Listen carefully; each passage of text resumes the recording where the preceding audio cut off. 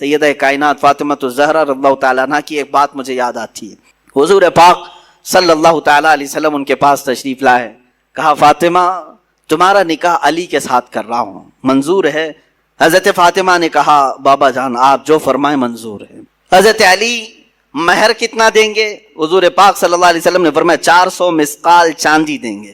400 مسقال چاندی، وہی زمانے کا حساب کیلکولیشن الگ ہوتا ہے. آپ کسی بھی دارالفتہ سے سوال کر کے پوچھ سکتے ہیں کہ اس وقت کیلکولیشن میں کتنا بیٹھتا ہے اگر کسی کو شوق ہے تو. حضرت فاطمہ کا یہ مہر طے پایا، مہر مقرر بھی ہو گیا. بعض روایات میں یہ ملتا ہے کہ حضرت فاطمہ نے کہا اے اللہ کے نبی صلی اللہ علیہ وسلم یہ نکاح کس کی جانب سے ہو رہا ہے؟ حضور نے فرمایا اللہ کی طرف سے. اللہ تعالیٰ نے پسند فرمایا کہ تمہارا نکاح علی کے ساتھ ہو. تو حضرت فاطمہ کہتی ہیں تو پھر میرا مہر بھی اسی شان کے مطابق ہونا چاہیے. 400 مسقال چاندی. کہا میرا مہر بھی اس شان کے مطابق رکھیں جو اللہ تعالیٰ نکاح کر رہا ہے. حضور پاک صلی اللہ علیہ وسلم نے پوچھا فاطمہ تم کیا پسند کرتی ہو مہر میں؟ تم کیا لینا چاہتی ہو مہر میں؟ حضرت فاطمہ نے کیا کہا؟ اللہ اکبر، قربان جاؤ مسلمانوں. کہتی ہیں آقا اگر اللہ نکاح کر رہا ہے تو رب تعالیٰ سے یہ لکھوا لیں کہ آپ کی امت کی بخشش میرے مہر میں رکھی جائے. اللہ اکبر، آپ کی امت کی مغفرت اور بخشش میرے مہر میں رکھی جائے. خواہشیں ہوں تو ایسی ہوں، تمنائیں ہوں تو ایسی ہوں. رسول پاک صلی اللہ تعالیٰ علیہ وسلم کی بارگاہ میں اگر کوئی عزیز بننا چاہتا تو صرف ان کی امت کی بات کرتا، حضور خوش ہو جاتے تھے. میرے عزیزو آج بھی یہی حال ہے کہ اگر تم امت کا خیال کرو گے تو میرے آقا خوش ہو جاتے ہیں. اگر تم حضور کی امت کے بارے میں بات کرو گے حضور پاک بے انتہا تمہیں نوازنے لگتے ہیں. حضرت جبرائیل امین نے بھی یہ محسوس کیا. جانتے ہیں حضرت جبرائیل حضور صلی اللہ تعالیٰ علیہ وسلم سے قربت چاہتے تھے تو حضور پاک صلی اللہ تعالیٰ علیہ وسلم سے انہوں نے کیا کہا جانتے ہیں؟ اے اللہ کے نبی صلی اللہ علیہ وسلم میں چاہتا ہوں میں اپنی طرف سے آپ کی بارگاہ میں کوئی چیز پیش کروں جس سے آپ خوش ہو جائیں. اب حضور کس چیز سے خوش ہوتے ہیں؟ مکہ والوں کی تکلیفیں الگ ہیں، تبلیغ اسلام میں آنے والی تکلیفیں الگ ہیں، سب چیزیں ہیں. لیکن حضرت جبرائیل نے یہ سب نہیں کہا کہ ان دشمنوں کو میں اپنے پر سے ہلاک کر دوں گا یا تبلیغ اسلام میں چلنے والوں کے لیے راہ ہموار کر دوں گا، بلکہ جبرائیل امین نے یہ پیش کیا کہ آقا قیامت کے دن جب آپ کی امت پل صراط سے گزر رہی ہوگی میں اپنے پر بچھا دوں گا. پل سے اتارو راہ گزر کو خبر نہ ہو، جبریل پر بچھائیں پر کو خبر نہ ہو. عزیزان گرامی حضور پاک صلی اللہ علیہ وسلم کی بارگاہ میں جیسے ہی انہوں نے التجا پیش کی میرے آقا خوش ہو گئے. حضور اکرم صلی اللہ تعالیٰ علیہ وسلم کی احادیث سے یہ بھی ملتا ہے جس نے یہ دعا کی اللہم اغفر امت محمد صلی اللہ علیہ وسلم مغفرتا عامہ، اللہم ارحم امت محمد صلی اللہ علیہ وسلم رحمتا عامہ. اے اللہ امت محمدیہ کی عام مغفرت فرما، اے اللہ امت محمدیہ پر عام رحم فرما. جس نے یہ دو دعائیں کی حضور فرماتے میری شفاعت اس پہ واجب ہو گئی. امت کی بھلائی کا خیال کرو. حضرت بی بی فاطمہ ہی تو ہیں کہ جو رسول پاک صلی اللہ تعالیٰ علیہ وسلم جنگل میں جا کر کے جب رونے لگے کسی کے کہنے سے آپ سر نہیں اٹھاتے تھے، حضرت فاطمہ آئیں کہا بابا جان آپ سر اٹھائیں، میرے آقا آپ سر اٹھائیں. حضور پاک امت کے غم میں رو رہے تھے کہ اللہ تعالیٰ میری امت کی بخشش ہو جائے. حضرت فاطمہ نے کیا کہا جانتے ہیں؟ حضور سے اتنا عرض کیا کہ یا رسول اللہ جب تک آپ کی فاطمہ زندہ ہے کوئی رات سوئے گی نہیں، آپ کی امت کی مغفرت کی دعا کرتی رہے گی. حضور پاک نے سر اٹھا دیا. حضور پاک صلی اللہ علیہ وسلم کے پاس جب کبھی کوئی امت کی بھلائی کی بات کرتا ہے میرے آقا اس پر نوازشیں زیادہ کرتے ہیں. آج بھی اگر تم چاہتے ہو مسلمانوں کہ نبی کونین کو خوش دیکھو اور حضور پاک کا دیدار کرنا چاہتے ہو تو بھلائی امت میں لگ جاؤ. ایک رات وہ بھی آئے گی کہ میرے آقا خود تمہیں اپنے دیدار سے مشرف کریں گے. امت کی بھلائی کا خیال تو کرو. حضور پاک صلی اللہ علیہ وسلم کی بھولی بھالی امت کے لیے فکر تو کرو. سیدہ کائنات نے ہمیں یہ مزاج دیا، فاطمہ الزہرا رضی اللہ تعالیٰ عنہ نے ہمیں یہ مزاج دیا. ساتھ ہی میں ہر اس بیٹی کو بھی کہتا ہوں جو اپنے باپ کا خیال کرے، اپنے باپ کا خیال نہیں کرتی ہے، وہ سوچے کہ حضرت فاطمہ رضی اللہ تعالیٰ عنہ حضور اکرم صلی اللہ تعالیٰ علیہ وسلم کا کس قدر خیال فرماتی تھی. ان کے تبلیغی مساعی میں کس طرح سے وہ شانہ بشانہ ٹھہرتی، کبھی اپنی جانب سے کوئی ایسی خواہشات نہیں کی. حضور پاک صلی اللہ تعالیٰ علیہ وسلم کی بارگاہ میں ایک مرتبہ آئی تھی بس وہ غلام مانگنے کے لیے.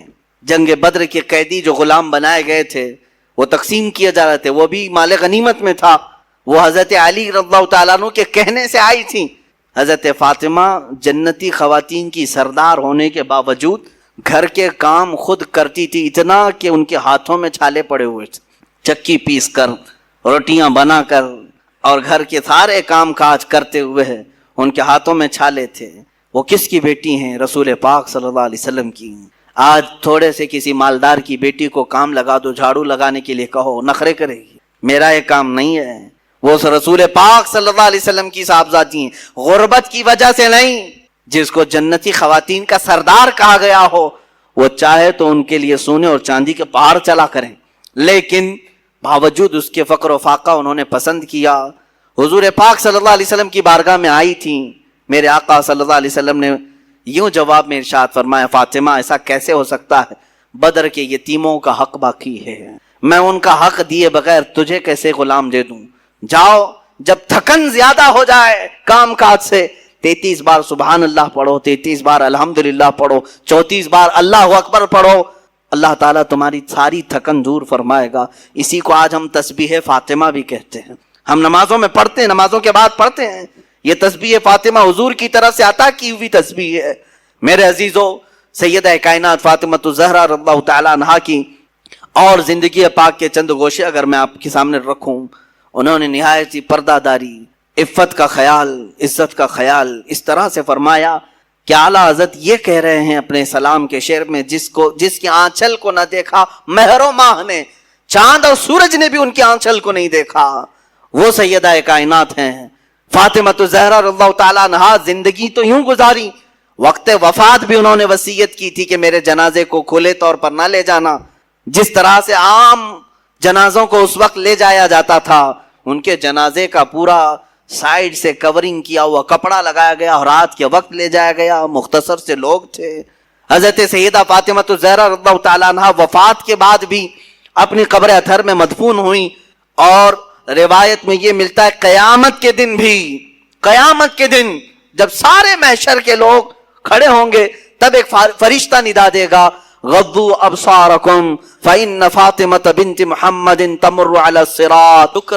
اس کی اللہ تبارک و تعالیٰ نے فرمایا تم اگر شکر کرو گے، لئن شکرتم لأزیدنکم، میں زیادہ دوں گا۔ صبر آسان ہے اور شکر مشکل ہے، صوفیہ نے فرمایا۔ حالانکہ شکر میں کیا کرنا کیا ہے، صبر دیکھا جائے تو کٹھن ہوتا ہے، برداشت کرنا ہوتا ہے، مصیبت آئی خاموش رہنا ہے، کسی چیز کی کمی ہو گئی خاموش رہنا ہے، یہی تو صبر ہے۔ گناہ کی خواہش ہوئی لیکن نہیں کیا، یہی صبر ہے۔ صبر دیکھا جائے تو مشکل ہے، لیکن صوفیہ کرام فرماتے ہیں صبر سے زیادہ مشکل شکر ہے۔ شکر ہے وہ کیسے؟ کہا کہ اس لیے کہ جب خوشیاں آتی ہیں تو عام طور پر انسان ہر چیز بھول جاتا ہے، اسے یاد ہی نہیں رہتا کہ دینے والے کا مجھے شکر بجا لانا چاہیے، وہ بھول جاتا ہے۔ یہی تو ہم نے دیکھا ہے۔ آپ تھوڑا سا تجزیہ کر کے دیکھ لیں اپنی زندگی میں، تھوڑا غور و فکر کر کے دیکھ لیں۔ ہمارے گھروں میں بھی جو کچھ بھی ایکٹیویٹیز ہوتی ہیں، جو معمولات چلتے ہیں، اگر گھر کے اندر کوئی مصیبت آئی تو آپ فاتحہ کروائیں گے، قرآن پڑھوائیں گے۔ میت ہو گئی تو کیا کریں گے؟ سب سے پہلے قرآن پڑھواتے ہیں۔ کسی کی بیماری ہو گئی، نزا کا وقت آیا، کسی کو بلایا، آپ قرآن پڑھوا رہے ہیں۔ بہت سخت بیمار ہے، پانی پڑھ کر کے پھکوا رہے۔ یہ ساری مصیبتوں کے وقت آپ قرآن یا عبادت کی طرف جا رہے ہیں، سجدہ کر رہے ہیں۔ لیکن کبھی شادی ہو رہی ہے گھر میں، بچے کا عقیقہ ہو رہا ہے، ولیمہ ہے، منگنی ہے، ان سب مواقع پر جو خوشیوں کے ہیں، کب قرآن خوانی ہوتی ہے؟ کب قرآن پڑھا جاتا ہے؟ کیا رب ذوالجلال کی بارگاہ میں پہلے سے کوئی شکرانے کی محفل ہوتی ہے؟ بہت کم دیکھا گیا۔ موت پر، غم پر، بیماری پر دعائیں مانگی تو ضرور جاتی ہیں، قرآن پڑھا تو جاتا ہے، لیکن خوشیوں کے موقع پر بندہ بھول جاتا ہے۔ اسی لیے صوفیہ اکرام نے فرمایا شکر جو ہے یہ مشکل ہے، اور منافق شکر نہیں کر سکتا۔ یہ مومن کو عطا کی ہوئی نعمت ہے شکر کرنا۔ شکر کیسے کریں گے آپ؟ شکر کے بہت سارے طریقے ہیں، صرف یہ نہیں ہے کہ زبان سے کہہ دیا الحمدللہ، بلکہ تمہارے ہاتھ و پیر بھی شکر بجا لاتے ہیں، تمہاری زبان بھی اور تمہارا دل بھی۔ تینوں طریقے ہیں شکر کے۔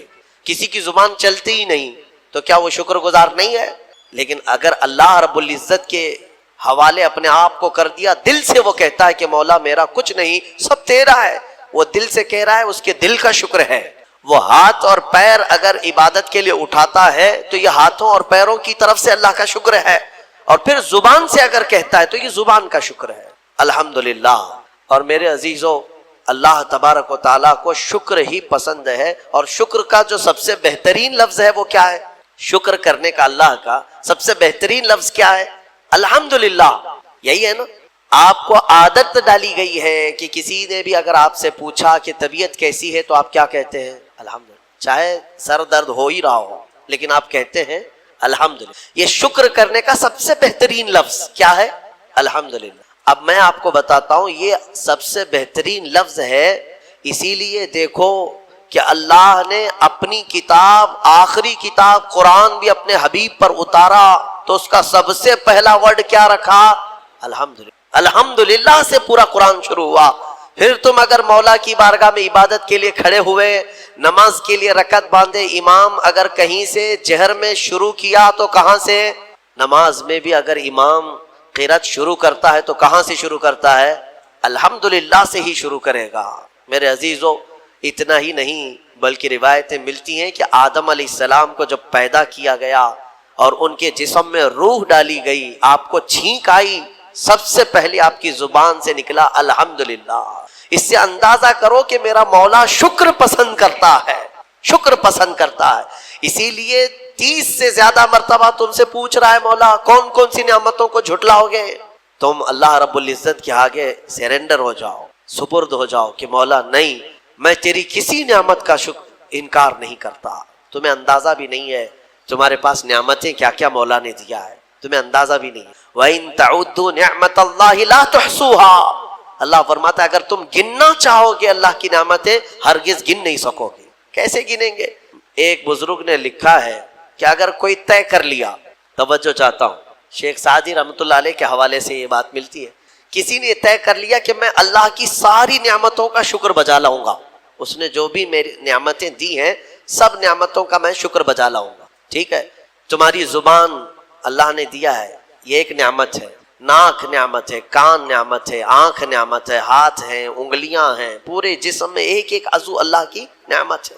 پھر پلس اس کے علاوہ جینے کے لیے جو یہاں پر گھر دیا یہ نعمت ہے، زمین پر چلنے کی طاقت دی یہ نعمت ہے، اور سونے کے لیے ہمیں بستر دیا، پہننے کے لیے کپڑے دیا یہ نعمت ہے، رشتہ دار دیا یہ نعمت ہے، اولاد دیا یہ نعمت ہے، ماں باپ دیا یہ نعمت ہے، اچھے دوست دیا یہ نعمت ہے، اسلام دیا یہ نعمت ہے، ایمان پر رکھا یہ نعمت ہے، اپنے آخری نبی کی امت میں پیدا کیے یہ نعمت ہے۔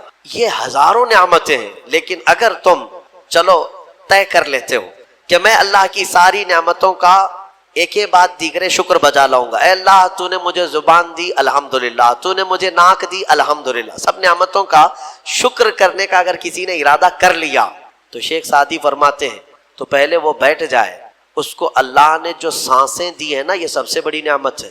ایک سانس اندر جاتی ہے یہ نعمت، سانس باہر نکلتی ہے یہ نعمت۔ اگر تم نے سانس لے لیا نکلی نہیں باہر تو ختم ہو گئی تمہاری زندگی، اور سانس نکلی اندر لے نہیں پا رہے ہو یہاں پر بھی زندگی ختم۔ سانس لینا ایک نعمت، سانس باہر چھوڑنا یہ ایک نعمت۔ شیخ سعدی فرماتے ہیں اور ہر سانس نئی ہوتی ہے، پرانی سانس نہیں آئے گی، پھر ہر سانس نئی ہے، تو ہر سانس کے بدلے ہی تم اگر الحمدللہ کہتے رہ جاؤ گے تو زندگی گزر جائے گی سانسوں کے شکر پر، باقی نعمتیں ویسی ہی رہ جائیں گی، صرف سانسوں کے شکر پر تو زندگی گزر جائے گی۔ میرے عزیزو، اندازہ بھی نہیں کر سکتے کہ اللہ نے کون کون سی نعمتوں سے نوازا ہے۔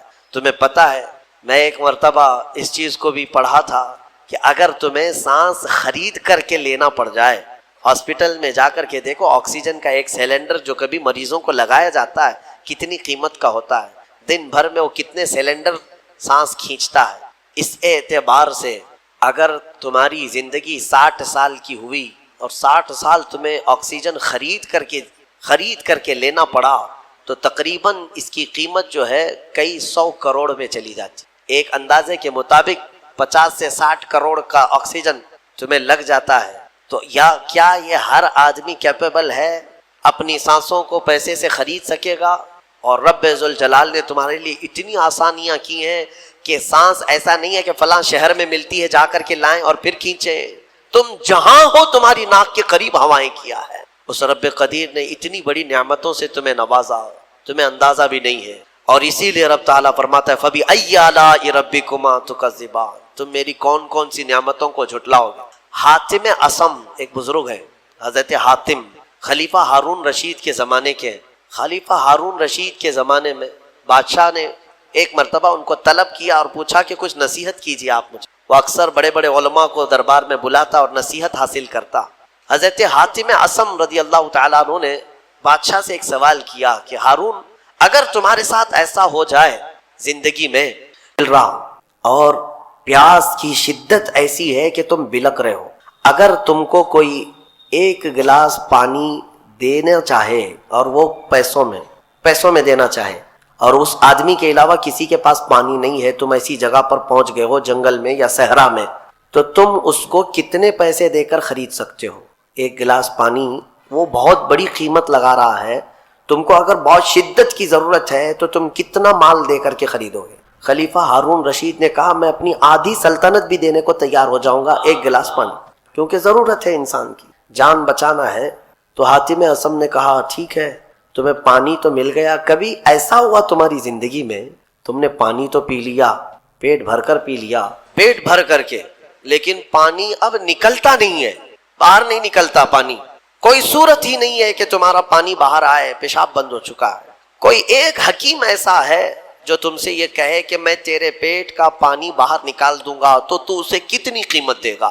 ہارون رشید نے کہا اس کو بھی میں اپنی آدھی سلطنت دے دوں گا، میرا پانی نکال دے۔ تو حضرت حاتم اصم نے فرمایا ہارون، تیری پوری سلطنت کی قیمت ایک گلاس پانی کے برابر ہے، اگر نہ ملے تو آدھی سلطنت، اور مل جائے نکالنے کے لیے آدھی سلطنت، تو سوچ وہ رب ذوالجلال بغیر کسی قیمت کے روز تجھے پلاتا بھی ہے اور روز تیرے سے نکالتا بھی ہے، کتنی بڑی نعمت ہے تیرے لیے۔ میرے عزیزو، میں آپ کو ایک چیز بتاتا ہوں، میرے آقا صلی اللہ تعالیٰ علیہ وسلم نے اپنی امت کو سب سے زیادہ اگر دعائیں سکھائی ہیں تو وہ شکر کی دعائیں، شکر کی دعائیں تلاش کر لینا۔ یہ میرے مطالعے کے اعتبار سے میں آپ کو بتا رہا ہوں، آپ روزمرہ کی زندگی میں جو چیز بھی کرتے ہیں اس میں اللہ کا شکر ہے۔ میرے آقا نے سکھایا، آپ کھانا کھانے کے لیے بیٹھ رہے ہیں، بسم اللہ پڑھ کر کے شروع کیے، کھانا ختم ہونے کے بعد میرے آقا نے سکھایا ہے الحمدللہ الذی اطعمنا وسقانا وکفانا وجعلنا من المسلمین۔ کیا ہے؟ تمام تعریفیں اس اللہ کے لیے، شکر ہے اس مولا کا جس نے ہمیں کھلایا پلایا اور ہمیں ہدایت دیا اور مسلمان بنایا۔ کھانے کے بعد بھی میرے آقا نے یہی سکھایا، کھانے کے بعد تمہیں کرنا کیا ہے؟ یہی ہے۔ اچھا، اور نیند لگ رہی ہے، سونے کے وقت کہا بسم اللہ پڑھ کر کے سو جاؤ، لیکن سو کر کے اٹھتے ہو اگر نیند کھلتی ہے تو میرے آقا فرماتے ہیں یہ پڑھو الحمدللہ الذی احیانا بعد ما اماتنا۔ الحمد سے ہی شروع ہے، تمام تعریفیں اس اللہ کے لیے جس نے ایک موت کے بعد مجھے دوبارہ اٹھایا ہے۔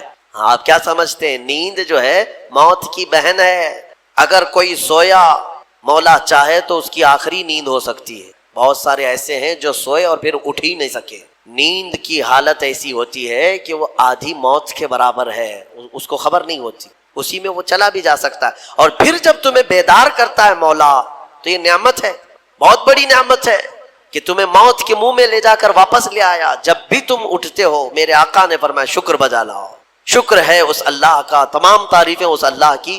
بعد ما اماتنا احیانا بعد ما اماتنا، ہمیں موت دینے کے بعد دوبارہ اٹھایا ہے، اس اللہ کا شکر ہے۔ سو کے اٹھو تو الحمدللہ۔ اتنا ہی نہیں میرے عزیزو، میرے آقا صلی اللہ تعالیٰ علیہ وسلم فرماتے کپڑا اگر پہن لیا تو بھی پڑھو الحمدللہ الذی کسانی ھذا۔ تمام تعریفیں اس اللہ کے لیے جس نے مجھے یہ جوڑا پہنایا۔ ہاں، ورنہ اگر مولا تعالیٰ نہ چاہے تو کسی جسم پر کپڑا بھی نہیں آئے گا، وہ روز تمہیں پہناتا ہے، تمہارے سطر کو چھپاتا ہے۔ اتنا ہی نہیں، میں آپ کو بتاؤں، استنجا کے لیے بھی جاتے ہو، پیشاب کے لیے فرمایا گیا کہ بسم اللہ پڑھ کر کے تو جانا ہے، اور اللہ کی پناہ مانگ کر کے جاؤ، بسم اللہ اللہم انی اعوذ بک من الخبث والخبائث۔ لیکن جب تم استنجا کر کے باہر آتے ہو تو حضور نے فرمایا پھر یہ کہو الحمدللہ الذی اذهب عنی الاذى وعافانی۔ وہاں بھی شکر ہے، کس بات کا شکر ہے؟ تمام تعریفیں اس اللہ کی، اس کا شکر ہے جس نے اذیت دینے والی، تکلیف دینے والی چیز کو میرے جسم سے دور کیا۔